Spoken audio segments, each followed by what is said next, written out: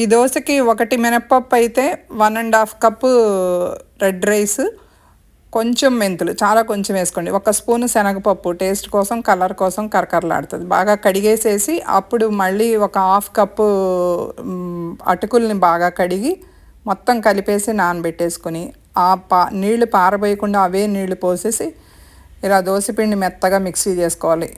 ఒక 7-8 గంటలు పప్పు నానాలండి. అలాగే పిండి కూడా ఒక 7-8 గంటలు పులిస్తే చక్కగా ఉంటుంది.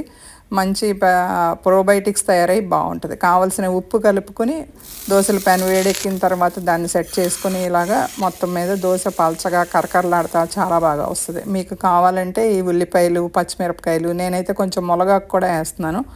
ఫ్రెష్గా సన్నగా కోసేసి మునగాకు, జీలకర్ర, ఆయిల్ అన్నీ వేసేసుకొని అంతే. ఇలా ఒకవైపు ఫోల్డ్ చేసుకొని మళ్ళీ మరోవైపు కాల్చుకుంటే అంతే రెడీ. చాలా హెల్దీ దోశ అండి.